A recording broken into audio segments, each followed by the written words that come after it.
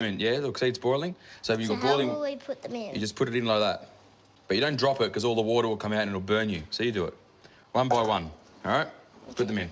While Jada looks after the artichokes and Maha waits in anticipation, I'm finishing off the base for my cabbages.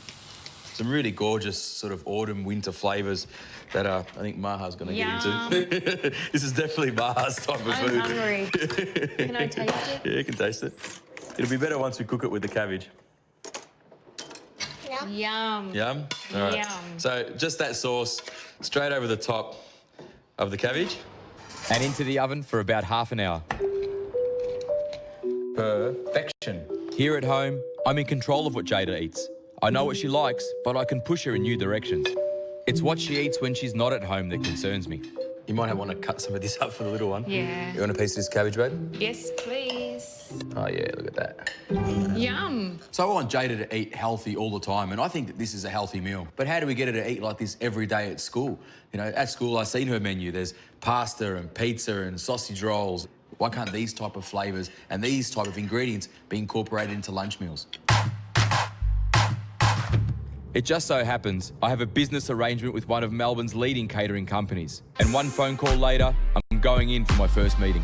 I'm about to meet up with some of my partners at Peter Rowland's Catering to talk about a project that's going to get good food into schools. So I'm really excited about it, and I hope we can get it off the ground. The concept is called Feed the Mind, and it aims to put healthy, local food into school canteens. Hi, guys. Shane. Hey, Shane. How are you? Good to see you. Peter Rowland has been in business for over 50 years, and together with CEO Emma Yee and executive chef Neil Rock, we're hoping to try our Feed the Mind concept in a trial school. I think the first thing that we'll do is we'll contact the schools and who we work with quite closely, and I think we pitch the idea to them that we're going to involve you. Do you think out of any of those schools that we're currently working with, they'd be happy to maybe work with me as a representative of Rowland's, you know, coming in and having a bit of a chat about health and well-being? I mean, I'm not saying it's my crusade to change diets in Australia. I'm not Jamie Oliver. But but I think we can, you know, we're already in there and we've got a duty of care as caterers, I mean, to do the best we can, I think. The problem is that we're doing it, we're not involving them. So we're saying what the menu is, we're presenting the menu, they come up, they buy the food, but there is no collaborative approach, engagement with the kids. Yeah. You've got to get out there and get the kids interested in what they're actually eating. How do we get the kids to start thinking about that? I think if we can get some of the students in the schools really excited about it, maybe even in a senior level, and then the younger kids will start to catch on and use that as a bit of a case study. You mean make them ambassadors? Yeah, like, you know, make them, you know, voice for the program. And well, they become champions of it as well. Yeah, no one's ever done that. This is a terrific idea. Unfortunately, for some reason or another, they've decided to pull out.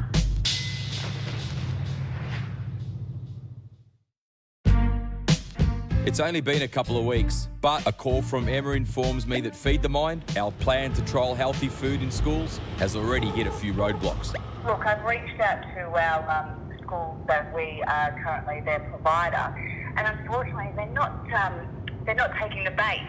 So we're really struggling to try and get some traction with them. I thought we had a couple of schools that were keen. A school that we were going to go down there and test it and speak to the kids. And... Yeah, look, they were initially when we spoke to them, but unfortunately, for some reason or another, they've decided to pull out. Well, where does that leave us? I mean, we have to get rolling, though. We have to get pushing. Look, you'll just have to leave it with me, and I will get in touch with you. It's never easy changing habits, but I didn't expect it to be so hard so early. Speaking of hard, the restaurant industry is a tough business. Since opening 10 years ago, the heart and soul of my working life is my restaurant, Maha. Don't let those dry out because they'll start to go a bit brittle and they won't bake very well. It's a fickle business and restaurants around town fail every week. We're changing the whole dish. Staying on top of the game means constantly pushing myself, my staff and my suppliers. Today I've headed up to the Yarra Valley to meet Stuart, a potential new supplier for one of my favourite ingredients. Oh, this must be Lani. Yes, it is. She's a chava. How you going? Good, thanks. So this is the mythical place where all the truffles come from? Yes, absolutely. I promise I won't come back on my own and pinch them from you. That's okay, and I'll keep the guard dog away. The truffle industry in Australia is still relatively young. And Stuart only harvested his first truffles in 2011. Truffles need hot summers and cold winters. And the Yarra Valley has the ideal climate. Fine truffle. Fine truffle. Good girl. Why do you use a dog instead of a pig? 100 years ago, you could always spot a truffle hunter in France and Italy because they'd shake your hand and You're missing fingers. they're missing fingers. What do you do when a pig's about to eat a $1,000 truffle? Yeah. Grab it. Yeah. Fudge. And you much prefer to be around a dog than a pig, mate. Absolutely, yeah. As a chef, paying top price means you want top quality. And I'm hoping these local truffles fit the bill. Fine truffle. Good girl. Where was it, Lani? Is that it there? Is that the top of That's the top of the truffle there. That lump of dirt is a truffle. That is the truffle. I'll have a little bit of a smell of the soil generally, which gives me an indication. And it doesn't smell much more than dirt. It doesn't have that, oh my God, wow factor. And then a little bit of a touch, far too spongy. Unfortunately, which has happened to so many truffles this year, the weather's wiped it out. If it was any good, this truffle would be worth up to $300. People sit there and look at them and go, you know, how can something so small be worth so much? But, you know, this is a one-man show. In a good season, I'm generally looking about 30 hours to produce 1 kilogram of truffle. Yeah, it's not a lot of money, is it? No. I'm impressed. If Stuart is willing to throw away less than perfect truffles, he's exactly the type of supplier I'm after. Like, you can smell it coming out of the ground, can't you? Yeah. Yeah, you can smell it. This is what I'm looking for. That's the magic smell. Yeah, it's a lot more pungent. How's that for a difference? This is the stuff. Lani, do you mind? Lani's confirmed it's right. The touch says it's good. The aroma says it's good. This one's ready to come out. Now this is why I do it. That's really intense. You can feel it all through, filling your lungs. In the back of your palate, in the back of your throat. Fantastic, isn't it? Mate, there's gold in them hills. Yep. Unfortunately, there's always a lot of dirt in between. Yeah. Well, truffle girl, shall we go clean these truffles? A lot of truffle flavouring and oils are synthetic, with no actual truffles used. For me, producing great food means only using the real and the best stuff. It's really, really, it's broken. Oops, doesn't matter. You said that one's yours anyway. I'm buying this one.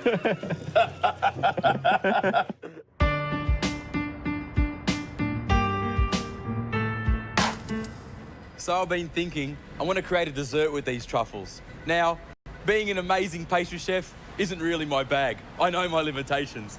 So I'm going to catch up with a mate of mine who's going to help me create something really special.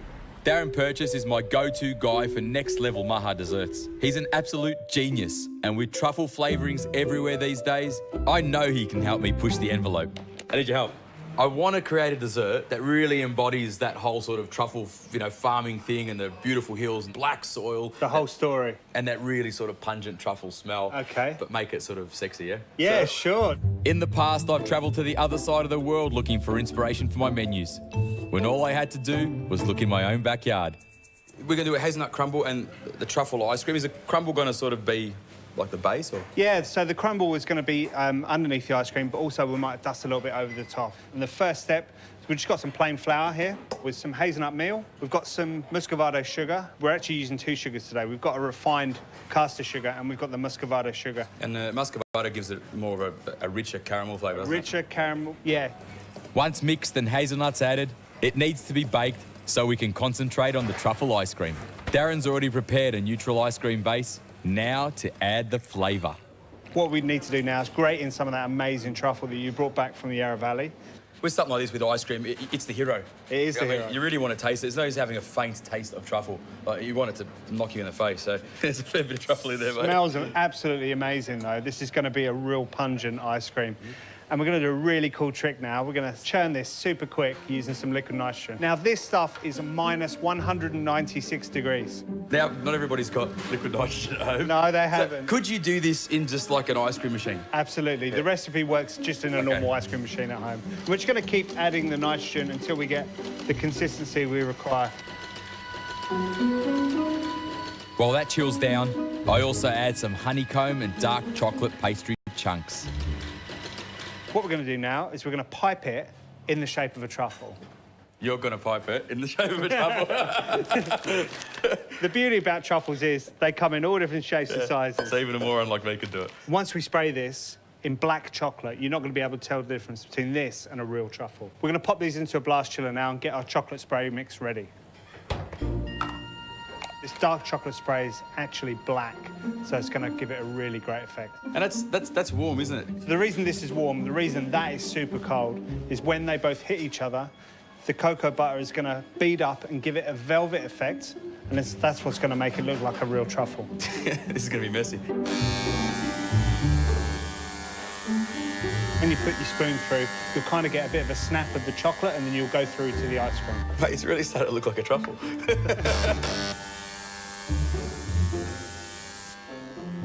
Dollops of choc hazelnut and truffle-infused white chocolate are joined by vanilla jelly, chocolate soil and hazelnut crumble. Ah, there they are, mate. The most ugly and beautiful things in the world. When I first saw the truffle and I wanted to do a dessert, I knew there was no way in hell I was going to be able to do it justice. So I had to come to see you, mate. You haven't let me down. That looks unbelievable. Well, thanks for asking me. The flavour's all there, and you've got the surprise element, you've got the fun element. And that is a freshly dug truffle dessert that will look great on the Maha menu. Well, mate, it's one thing for it to look good and look like a truffle. It's another thing for it to taste good and taste like a truffle. What do we say we crack it open? Oh, mate, look at that. Pop straight open. Oh, mate. When you first put it in your mouth, you get that sort of hazelnut texture, and then the cold of the ice cream, and then the truffle just goes bang. Yeah. You know what I mean? Loads of truffle in there. Yeah, yeah. It really does shine through. The most important thing was that the truffle was the hero, and I think, mate, you've done that to a T. Great, I'm really pleased. Thank you. Hey, you're not just good looks. Cheers, mate. Thanks, mate. That's awesome. The customers are going to love that. Great. The success of all my ventures rely on the success of Maha, and staying ahead of the competition is a never-ending challenge. The other challenge keeping me awake at night has been trying to find a school willing to accommodate a trial for our Feed the Mind concept. And after weeks of trying, we finally have a taker. Shane, we've been talking to the developments and they've told us about the program. We'd love to be involved. Oh, that's great. Come down and we can talk more about it. I'd love to come down there, mate. It's a great program and I'm really excited about it. So thanks for getting on board. I think the students are really going to enjoy it. I look forward to it. Thank you. Okay, see you then. Thanks. So this is where all the action happens? This is it. This is where they all come and line up. Chicken burger and a what? Yeah. Corn toast? I don't even know what a corn toast is. After quite a few knockbacks, we finally secured a school willing to trial our Feed the Mind concept. I never thought making school canteens healthy would be so difficult, but Thomas Carr College in Melbourne's West has stepped up to the plate. So I'm excited that we found a school that really wants to get involved with Feed the Mind. But I am a little bit nervous about being here because the last time I was in high school was when my teachers were telling me, Shane, it's great that you found an apprenticeship and you want to be a chef, because we're probably just about to ask you to leave anyway. Thomas Carr College is a Catholic school with around 1,200 students in years 7 to 12. And just like in the old days, I've been called to the principal's office to meet with Dr. Andrew Watson. Hey, how you going? It's a bit of a homely feeling for me being here, because this really reminds me of the type of school that I went to. There seems to be a huge cultural diversification. That must provide you with some challenges. Yeah, look, it does, Shane. We've got about 30 different nationalities here. But how does that sort of translate to food? Like, how do you prepare a canteen or a lunch for so many different types of people? That's one of the challenges. You can't have everything that all the different nationalities would normally have had at home. What's popular with the kids is always a key factor, because that determines a lot of the menu. Dietary requirements and restrictions and allergies are a big thing for us in the restaurant. And I'm assuming you'd have the same problems here. You had any requests that you just haven't faced before? Because you're dealing with so many different types of people. So all parents have to fill out a form, and I received a form on my desk one day that said the dietary requirement was that all food had to be golden brown, which in other words meant it had to be deep fried. I shouldn't laugh. It's funny. I mean, but it's not funny. I suppose if that's normality, well, then that's the problem. That's right. So that's the big challenge these days. Like all kids, what they want is not necessarily what they need. So before I even think about what's possible, I want to see the current state of the school's canteen. Hi, Shane. I'm Laurie. How are you, Shane? Hi, Laurie. Nice to meet you. It's a bit of a weird experience for me. I've never been in a school canteen before. Well, this is really old school canteen. So this is where all the action happens? This is it. This is where they all come and line up. What do kids go for straight away? What's the thing they want? They'll probably go for the top section first, the burgers and that. The fresh items like your salad rolls or your wraps. Limited, I suppose, audience to that. It speaks to the demographic, to its normality, to its sort of what you know. Pastizzi in winter, number one. I probably sell about 10 dozen pastizzi a day. So who influenced putting pastizzi on the menu? Yeah. So you're Maltese? Half-half. Yeah. Good-looking people in Malta. Yeah. That's the bell. Well, that's the bell, and we're gonna give you this window over here. Well, what am I gonna do? Not all 1,200 students buy their lunch at the canteen, but there's still a lot of customers. Ladies, what can I do you for? Can I please have pasta, beef noodles, nachos, wedges? Chicken burger and a what? Corn toast. What's a corn toast? I don't even know what a corn toast is. What's a nuggets and a pasta worth? Another hot dog. I've spent a lot of time in busy kitchens, but I wasn't expecting this. How do you do dim sims? There you go. Where are nuggets? There's nuggets. Just a hot dog? Chili, chicken. Nuggets, nuggets. Everyone loves nuggets. This is not going to be easy. The canteen ladies are doing an amazing job, but their menu is far too broad. It's clear the healthy options are not that popular. But I'm sure nuggets, donuts and sausage rolls shouldn't be the fuel for these young minds. And some of the students agree. This is what you guys have for lunch? Yeah. Yeah. How is it? It's not good, no. Okay. They could do better. They can do so much better. So if they had 1 or 2 items that were like really nice, you'd go for it. Yeah. As opposed to eating that. There's no reason we couldn't take what the guys here are used to and give them a simpler, healthier upgrade. Even if you do start cooking something, how do you get people excited about it? Posters around the school, and maybe even like promote at like year level assemblies and stuff. And then it's just about doing a couple of things really well. The food needs to be simple to prepare and it has to be affordable. Marketing will also be important. The kids need to want the healthier options, but they also need to want to change. Hi, Cam, isn't it? Yeah. Shane. How you going? Sorry for interrupting your class. Just so you guys know what I'm doing here, I'm trying to instill this program called Feed the Mind. So we're trying to get into some schools and just try to help or assist with what's being consumed at school, and not just at school, with what's being consumed at home, and try to provide something that you actually want, as opposed to sort of people outside telling you what you should want. What do you think of the stuff that you've got here at the school canteen? There's a small variety there. It's mainly just junk food, but if I tried to go for something healthy, there wouldn't be anything. Healthier stuff is more expensive. Do you want to see a change here? Yeah. Yeah? Then you guys are going to have to be the ambassadors to hopefully get more people eating it. You know, stuff that you want to eat. It's fun, it's healthy, it's a lifestyle change.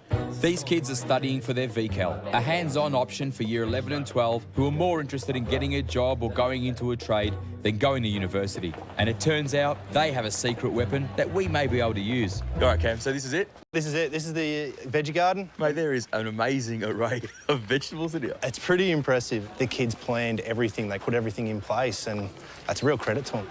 Is it just me? Or could this garden be a major part of what we want to do? So what happens with all the stuff? Does that just get grown and does it get used at all? Do the guys take it home? Does it go up into the canteen? There was a bit of communication between the 11s and 12s about the year 12s growing some food for the smoothie bar cafe sort of thing. Did I hear that right? A smoothie bar cafe? So year 11s are doing a cafe? There's an unused old staff kitchenette, and the students are looking at turning that into a smoothie bar, turn it into a real business that they're hoping will grow. I think there's an opportunity in there. You know, there's definitely an opportunity in there because, like, you know, when I was speaking to the girls in the class, you could see their eyes kind of light up a little bit with the hope that they may have an opportunity just to eat one dish that didn't come from a freezer. You can plan for it in your growing, make sure you've got enough of it, cook it in the kitchen, everybody eats it and everybody's happy. Yeah, no, I think they'd be really excited. This is an opportunity for them. This is it. This is the location. That'll be our window for kids placing orders. So there's going to be some signage. They might be planted a little bit close together. If they're too close together, they stay very small. Until we get more equipment, there's only so much you can do.